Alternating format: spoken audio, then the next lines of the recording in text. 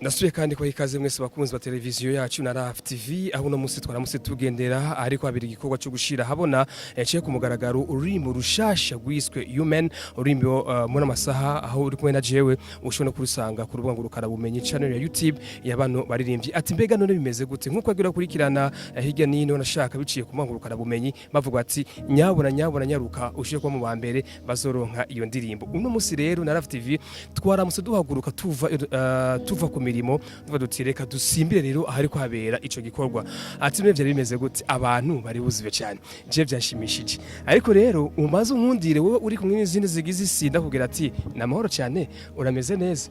uko biri kose jewe sinshobora kuzamuka cyane ntavuze ati abatumire turi kumwe turabazi kandi mwese murabazi ndazenze yuko mubazi hariho bo bita Miraku no kuvuga ibitangaza ariko hariho n'undi yitwa Pamella kandi mwese murabazi yes right ariko nyimbo bazi ugumaye nanje gushika kumera za kino kiganiro kumbure kuri micro uri kurabona ni Jean Patrick KIVODO atazina TVRIS umuziki w'Ubujumbura uko ndiko ndagutwara buke inyuma ya kamera hari wa musore wanyu wundi mwikundira yitwa LK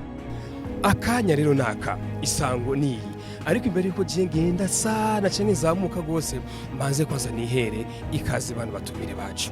ariko twabasanze wabo aho basanzwe baba kumuhana aho bagaburirwa ijambo ry'impwemu ni mu rusengero rwabo rwiza cyane kandi ahantu hagutse ni muri Spirit Garden ninganyire mu Kigobe ntavyo kuja kure nyakugira Imana Miracle niko babivuga buye yego ni Miracle gusi nihenze aya nuko nyine ariko nyimba nihenze urashobora guca uzamurira mu nyirati noje barivuga gutya barivuga Miracle babitoye disigura ibitangaza yego Pam nawe namahoro namahoro cyane gose birameze neza gose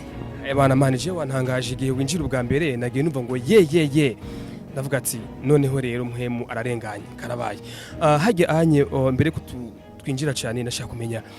umugwi wawiyumvire gute ko bakwakiriye nka mushasha ariko byagenze gute kugira wisange mu kibanza bon je ukuntu na wiyumviriye premièrement avant nakora ndi jenyene ariko kubera ko je nsanzwe ndi umunyeshure nukuvuga ko iyo uri umunyeshure ugacuja no mu bintu bya music donc usanga hariho nk'amayide utariko uraronka donc hari ahantu donc washaka gushika ariko ubu utari kurashika kubera ko ubu rumwe bivanye n'ibindi bikorwa ugenda urakora hirya no hino rero jewe muri jewe nace nibwira ati reka nzorondere team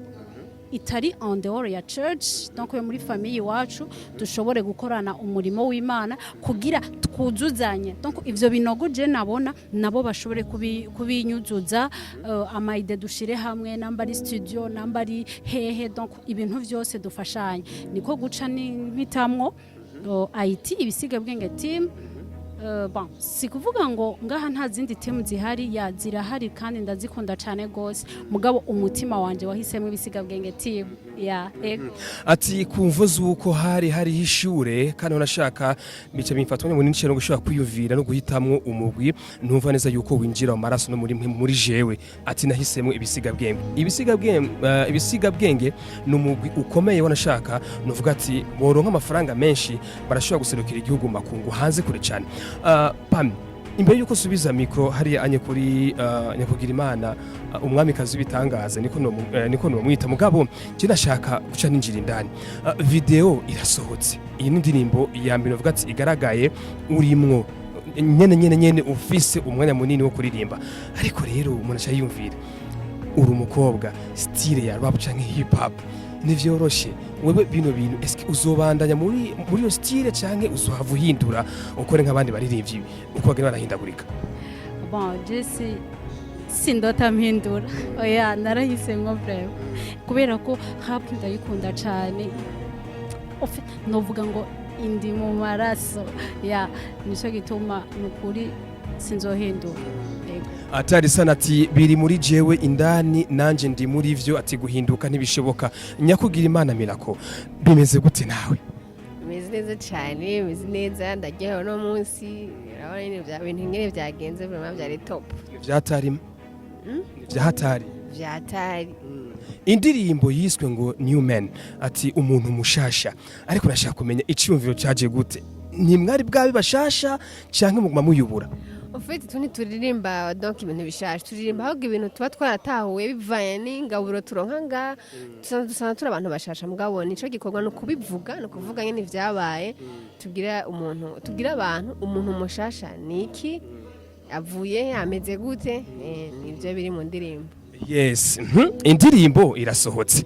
mu gihe hariho n'izindi nyinshi mwage murakora ku giti cyanyu, ariko nashaka kumenya mwe nk'abaririmbyi muri uwo mugwi IBISIGABWENGE team mwiyumvira ko rino semo mutanguje rizobashikana he? Antuka ibintu dutanguje cyane twatanguje kuva kera bizodushikana kure hashoboka kuko nyimba umuntu ashaka kwiyapene gukora ibintu nk'ibi nuko aba visa ahantu ari karaje. Donc turazi neza ko tuzoshika kure tuzorenga Bujumbura igihugu mahanga gushika ku mperezo nyene. Akanya ko gutegura indirimbo zanyu bigenda gute mu makariti atandukanye ndavyibaza, ariko muhora muhura gute mudahuriye kuri eglise? Mbere nitukinahurira ngaho bwa mbere no twaraduhurira ha mugabo turavugana turafise groupe yacu ya WhatsApp turavugana no munsi duhurira aha twese tugahura bivanye n'umunsi umwanya wiwe tukabihuriza ko tukavuga uyu mwanya tuzohura tuvugana ibi tukicara amasaha atari make kabisa mugabo igikorwa tukagikora neza. Nubwo umuntu atiha amanota mu gikorwa bayakoze kuko abatinya barashaka kwishira imbere cyane, ariko nashaka kumenya indirimbo yanyu muduhaye uno munsi wihaye amanota nk'umuntu umaze kubona ama video menshi wivira ko wakwiye amanota ngana gute? Vuga si this cyane kwijana. Ai video nukuri kwera ko ndavyizo maze gukora jewe nkaraba izo maze kubona hanze je vraiment je ndihaye na 9%. Kubera ko hacasigaye ibindi nabiziza bisamples. Mbere yuko jewe nsubira kuri nyakugira Imana Pamella, ariko nashaka mwaze mutubwire muri tournage audio iraheze mugamugiye muri tournage niki kintu cyakubereye gishasha wabonye ariko wifuza kandi muri video ko cogaruka usure kandi ukirabi irigira kabiri kugira kikunyure kumbure muri gira gatatu uzugikoresha muri tournage. Baje muri video sinzi nkabaza kwiraba narakunze cyane ukuntu umuproducteur nyene yabigize ugasanga nyene image ziko zirazunguruka bien à l'aise ukebuka nyene biraryoshe ukuntu kuraba umengo bijanye n'irya musique nyene ubuhinga yakoresheje ntabwo nzi gusenya bwarangyoheye nshaka bizogaruke kandi biraryoshe. Asante sana nyakugira Imana Pamella, muragiye muri tournage ndibuka ko nagutelefone umbwira ngo reka ngo anye naraye ijoro ryose kabisa je natepese. Nashaka kumenya ari muri tournage nikiye kintu cyakuryoheye cyane? Bon icangyoheye vraiment novuga ko ni nka byose ibyabaye byose uretse uburuhe gusa, ariko iyo rushe uri kurakora igikorwa donc kiri muri wewe uryohererewe nibaza yuko ntacyo biba bitwaye.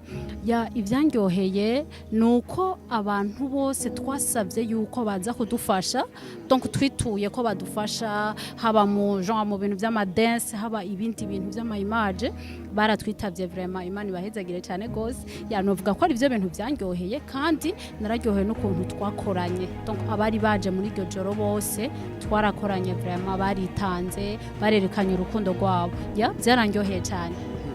Pame tuvuze ngo umuryango w'abaririmbyi baririmba indirimbo zo gutazira no guhimbaza Imana, umuryango w'abaririmbyi usanzwe urimo ujya muryango namana kigarukanye kenshi ugufasha iki muri make? Ujya muryango ico umfasha novuga yuko turigishanya. Hari nk'igihe uca usanga hariho nk'abantu bazanye sije kanaka ugasanga hariho abantu bari muri uwo muryango batayitahura, uca usanga tuyidebase ko je nkavuga ivyumviro byane nkavuga uko ndavyumva ko mwe yera ntahuza naka kavuga, uca usanga turiko turakuzanya mu buryo bw'impemu na cyane no mu buzima bugaragara. Novuga yuko n'umuryango vraiment wagutse kandi uratesa cyane, kandi n'abawurimo abandi baririmbye ndabigira ko ndavuga ati naka yakoze indirimbo vraiment nzuri, donc ilifo yuko nanje nkora iyi rutiga canke iyimeze kujya. Novuga yuko umuryango w'abaririmbye ni sawa gose. Yego Pam, reka tugaruke mu ndirimbo umuntu mushashi new man. Iyo rivuga ryonyene nirakwiye kumva ko nubwo barataye Imana usura kandi kumva ko ufite ikibanza, ariko nashaka kumenya mu majambo yose wagiye urandika nirihe jambo uvuga uti je nka Pamella rino jambo ndizera ko rizokwega abantu benshi bakaza kuri Kristo? Ya ijambo novuga ko rizokwega abantu ni parti navuze yuko ngo donc n'umuntu mushasha premièrement tugisanga muri 2 Corinthiens 5:17 aho tubona umuntu mushasha icarico. Donc havuga ngo umuntu wese yari muri Kristo Yesu abari icaremwe gishasha ivya kera vyose biba bihise. Nukuvuga ko ntihaba hahise dufate nka jewe yandi umuntu mushasha ntihagiye uko donc sukuboko kwabaye gushasha sukuguru si biri muri jewe gusa ni jewe wese nibindimwo vyose nivyo nakoze nivyo vyabaye bishasha. Rero no kuvuga yuko usomye ngaha muri 2 Corinthiens nukuri harabisigura neza cyane gose ico je nashatse kuririmba. Ya indirimbo ni y'abantu batatu ariko mu ndirimbo harimo n'umuntu agira kane atagaragara cyane. Ujya muntu ninde? Ujya muntu no umwana wo mu rugo hano nyene muri Spirit Garden yitwa Shanice. No muririmvyi arongoranye n'abandi baririmvyi. Kubera iki mwamutumye ko eske aho bahariho agahazi kari kabaye canke vyagenze gute kugira nawe aze ku interview na mu bisigabwenge? Mu bisigabwenge mu misozi ntama R&B dufise mugabo Shanice yamye ari umuntu nyene ugiye kumvuza n'izindi umukobwa uzokumva azobariwe aho none turakorana kandi Shanice turamwemera aririmba neza cyane. Ariko kintu bita octave cyane ari kuri diapason. Ya nububizi atari sana. Ariko imbere ko tubasezera kumbure muri emission yacu yitwa ngo uno munsi nihe kumbure ho hariho akajambo mwari mwifuje gusabikanya n'abakunzi umuziki cyane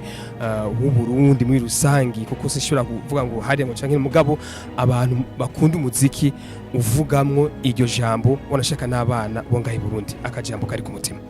Aragomba ndabashimire cyane kubanzi ko benshi cyane baradushigikiye nongera ndanabasaba baje kuri channel ya YouTube baraba indirimbo shasha yasohotse no munsi yitwa New Men wandike IBISIGABWENGE team tugira s'abone canke subscribe. Hanyuma rero nyine ndabashimiye cyane kandi ndababwira ko ndabakunda hama ko nibindi agahinda kare nyuma karaje. Agahinda karima kumbure abantu babifuza kubona kuri za Instagram, Facebook page canke n'ahandi kuri za Twitter babarondera gute?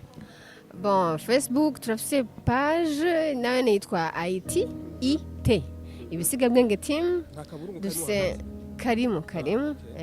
gusa Instagram turayigira mugane vuba cyane uye umwese afisi wiwe gusa mugabo tuzoyikaya vuba. Donc ni Facebook na YouTube nuko nyene IBISIGABWENGE team. No kuvuga kuri Facebook ni akaburungu T agaca yinjiramo indani. Kuri YouTube ni IBISIGABWENGE gusa. IBISIGABWENGE team. Pam mushasha mu bisigabwenge mushasha mu kazi ko kuririmba ubu niho winjiye ariko apana mushasha mu mpwemo kuko mu mpwemo rusanzwe uriyo uradoda cyane. Pamella ijambo riri ku mutima urifuje gusangira n'abakunzi ba televiziyo yacu na TV nashaka n'abakunzi b'umuziki uburundi muri rusangi ryoba aririye? Ya murakoze cyane nkuko nabirimbye ngo kubw'iryo jambo jewe nabaye umuntu mushasha. Nukuri ndababwije kuri umuntu wese azizera umwami Yesu nukuri vraiment azoba ari umuntu mushasha ivya kera vyose bizoba bihise mvuze vyose nukuvuga bijya vyose bikugize donc ubuzima bwawe bwose ivyo waciyemo kera bizoba bibaye ibintu bishasha vraiment naranabivuze mu ndirimbo yanje muzovyumviriza. Ego nyimba bishoboka urashaka use kandi ukaturirimbire gato yoga tuzamure mwemwe use kandi mavuta. Yeah, new man kubijyo jambo je nabaye umuntu mushasha. I'm not the same ko nagizwe kuba umwana wa nyene ububasha born in Christ divine cross yega my love the cross vyose ni cross yega ahijambo riri niho nzo kwama kuko ridahari nta buzi manigiti nkabishami his life is in me sagaciro mugami ko ndi umwana w'umwami ubu nibera mugami yega. Ati aho adahari ati nta nubuzi wanashaka aho adahari nubwo bwenge wowe wumva ufise bici bicika ifa gusa ariko aho mwe mucanka Imana idahari aho hantu haca hankirika ushaka kubimenya uzubaza amakuru yabaye kuri abantu baremwe ico gihe mugabo haragarariza Imana nico gituma benshi muri batashitse hehe mu gihugu c'isezerano ariko kandi ngo benshi bararanduwe wanashaka ushaka kumenya vyinshi uzokurikirane amakuru ya Noa ariko niwashaka kumenya vyinshi uzomenya icyatumye wanashaka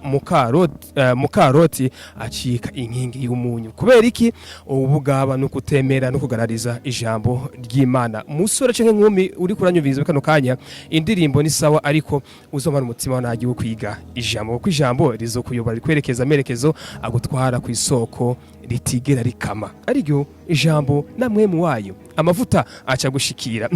nyakugira Imana Miraclebo reka ndagusezerere ndagushimire byimba mutima vuga ati Imana no kuri gukomeze cyane. Merci sana na Rap TV.